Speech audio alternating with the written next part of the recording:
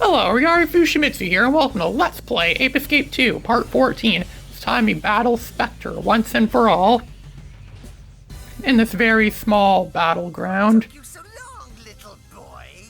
Sorry, but we've already finished preparing the lethargy laser for firing. Don't do it, Specter! Ah, yes, you're right. First, I must take revenge for the Freaky Monkey 5. Do you like him? We call him Robokong. We gave him those symbols to trap you and never let you go. He's so looking forward to playing with you. Well, have fun with the big ape, my precious Pika. Yeah, like a big ape with symbols is really going to be the thing that will kill us. This is easy stuff. This is really supposed to be like a final boss type battle, and yet he's just some stupid monkey ape thing that's just hammering his symbols together. How threatening is that? It all sounds like something that would be in that Batman Returns video game they still have yet to actually record commentary for. So let's play. This battle isn't that threatening at all, except there's some parts that are like impossible to dodge. It's really impossible to play. I think it's mostly impossible for someone like me to play through this whole level without taking a single hit. Wonder how people do. I wonder if there are any like people play through this whole game without taking a single hit. Wonder if that's even possible. If they have done that, do they still have their sanity afterwards? Probably not. He's gonna launch something at us again, because that's kind of how this boss fight works. He launches stuff, sometimes he tries to suck you in, like what Yellow Monkey did earlier on. And look at that, he's gonna launch some more crap at us. And yes, and he does react a lot faster than you do. Like, he does think really fast. But he's probably because he hasn't sort of robotic mind that's programmed to calculate things at like fractions of a second. Much like how a computer calculates things at fractions of a second. And and now he's gonna launch these like homing rockets at us, which we usually get away with. The dash shoot again. Like dash shoot is probably the best gadget in this game, or definitely one of the best gadgets in this game. I don't think this guy gives us any more health like what Yellow Monkey did. Remember Yellow Monkey gave us some health? Oh, wait a minute. He just did give us some health right there. Why would he give us health? Does he really want us to beat him? Maybe he secretly does. Maybe he secretly does have a thing against Specter. That's the only logical explanation for this. And then that thing on his body is exposed. Look at that. We already destroyed him. We already destroyed this stupid ape monkey with the symbols.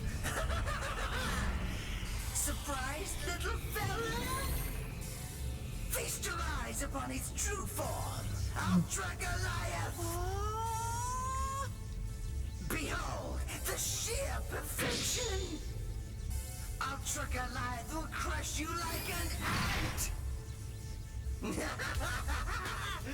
Watch out there, or you'll become part of the flooding! All you can do now is run and hide, little boy!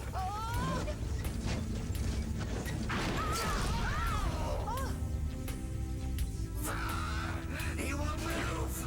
I don't believe it! You've tricked me again, haven't you, Ikara? But I didn't do anything, Specter! This is all your own doing! Silence! I don't need these legs to beat you! I'll get you for sure this time! Here I go! And so now we're gonna fight Specter. Like, here in his own little robot now, his own robot mech or whatever. I remember he did a very similar thing in the first game, pretty sure. We just fight the top of him, and he stands on some platform that could fall apart. This game's just plagiarizing the first game again. Only this time around he's actually more challenging, because he has, like, much better accuracy that locks onto us in, like, fractions of a second.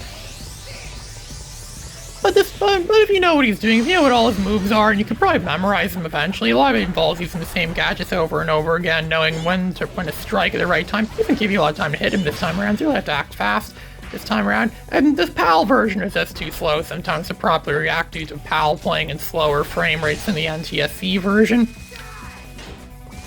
I'm not sure it actually really makes much significant difference. I don't even know. But maybe if you play them side by side, you would. But I don't really notice the difference as much in PAL and NTSC. I mean, frame rates. I mean, like that's only like 5. That's only a difference of 5 frame rates per second. That's barely anything. Most people don't even notice the differences of frame rates or differences of things like that. But does it really change the runtimes of movies in theory? I know the aspect ratios are likely to be different as well too. The PAL and TSC aspect ratios are they're supposedly different, but I don't know. I never really had a PAL TV before.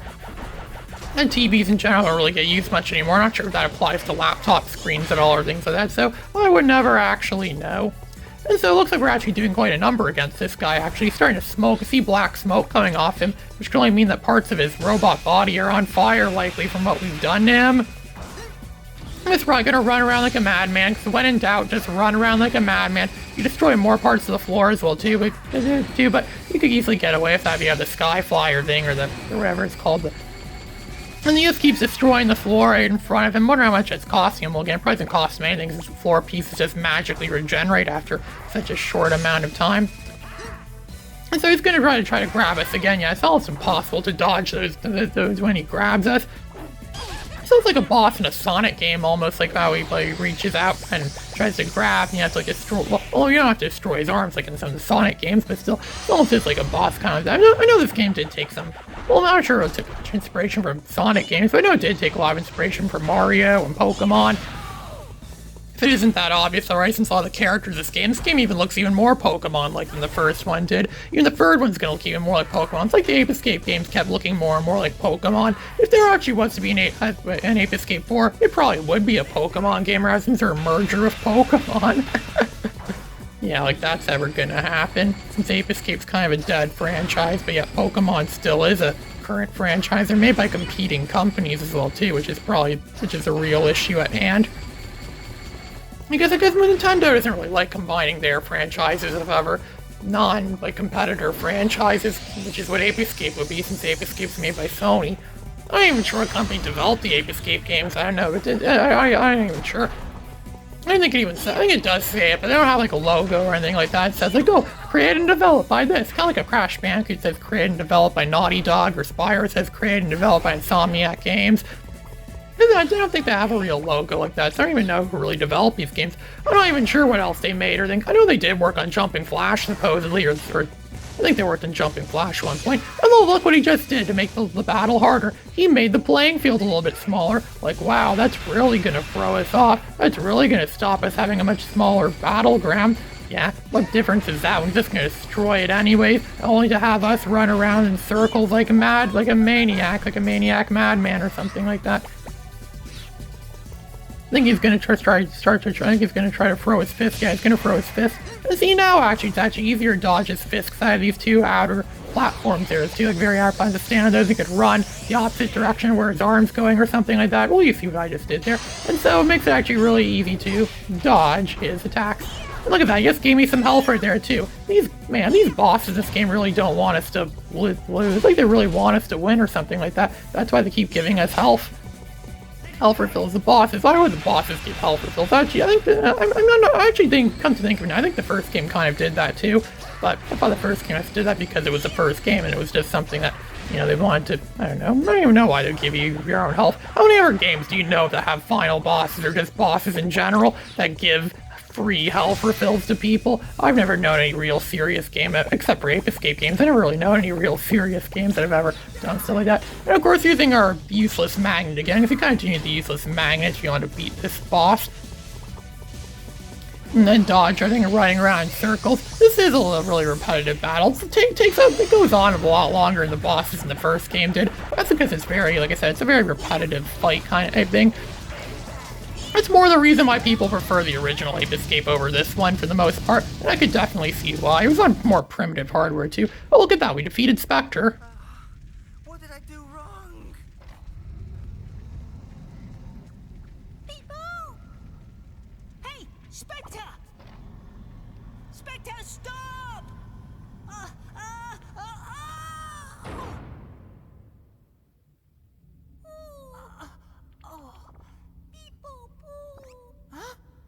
Specter!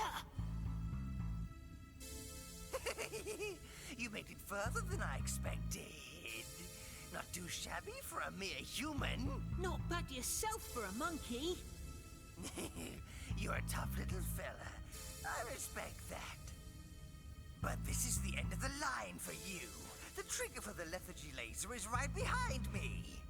Once I flick this switch, it'll be game over for you humans. What? Come on now. Surely you can't refuse the chance to be ruled by supreme beings.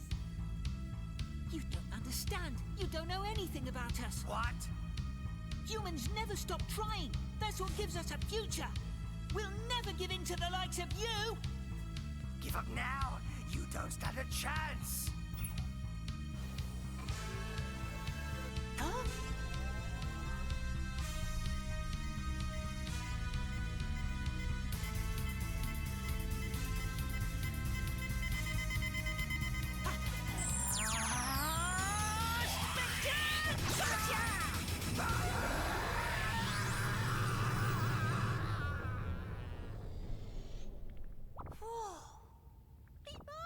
Let's go home, Pipochi. People! Whoa! Oh! Oh! Whoa! Oh, let's get out of here, Pipochi! Oh, oh, whoa!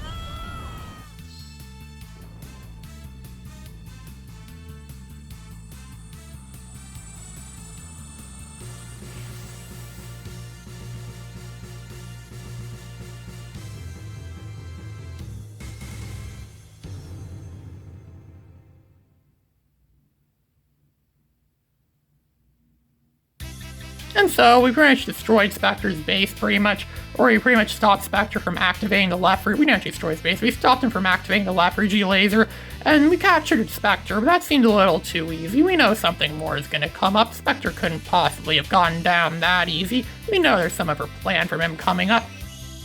Yeah, he's plotting something. We all know it way too well. So instead of getting ending credits that are showing also stuff that could be going on as part of the ending, it's just simply ending credits. It looks like it's going through the conveyor belt of a sushi restaurant or something like that. On the background, we see a very old 70s looking TV. It's showing baseball. It's just showing a rolling image of a baseball player. At the very, it's just showing baseball footage. I know that's supposed to be like a reference to something. I don't know. There's Japanese writing on the walls, and we're just looking at the ending credits, seeing all the people that worked on this game. And yeah, these credits are kind of, well, they're a little lazy compared to the ones in the first game, and I mean, they're still decent. The music seems kind of weird. This seems kind of out of place where it should be ending credits. What does ending credits music sound like? To me, this song is kind of what disappointment sounds like, in a good way. It sounds like before we had something really good, and now we have something that's, I don't know, not so much as good or something like that. That's kind of what these credits mean, or that's kind of what this music sort of somewhat means. If music was to have a meaning to it, that's kind of the vibe I get from listening to this. Because a lot of people think of Ape Escape 2. It's just like the first one, but not as good. It's actually kind of a disappointment compared to the first Ape Escape. And so we're sitting here for these long, boring credits that are very dull and very well, it's not completely dull. I mean, they do give us stuff to look at. There are monkeys holding the signs, and it's like, it is a creative idea. It's just not as good as how it was in the first game, where it actually showed some plot that could be going on. Come on, we know Specter's up to something more. This can't possibly be the end of the game yet. We know Specter has another card up his sleeve, another trick. We're gonna have to go back. We're gonna have to go back to the all levels before. We're gonna have to capture those monkeys we weren't able to capture the first time around. We're gonna get a cool new gadget to do that. And of course, we pretty much maxed our currency, so I'm gonna be doing some off-screen spending of it. You guys don't want to see that. It's really boring when you have to go and you want to get a specific thing. You want to win a specific thing from that thing. It's like a slot machine in Natsumi's apartment, but really, you don't want to. You don't want to see it. It gets dull and boring after a while, and it really never gives you anything useful or stuff that can actually be used in the game. I mean, this is pretty cool from like a collector's standpoint, or like a perspective of a collector likes to collect things in games, likes to get games 100% complete. Yeah, it's good for that. But for the most part, yeah, you guys don't really want to look at that, I don't think. It gets boring after a while. Like playing slot machines at a casino and you constantly lose. It's boring and dull and just not fun to watch. And that's exactly why I might show some little bits of that, but for the most part, yeah, you guys don't really want to see it. That is how you unlock the mini-games, though, in this game. Mini-game unlocking is a lot less imaginative in this game than it was in the first game, because there's no Specter coins in this game, as already said before.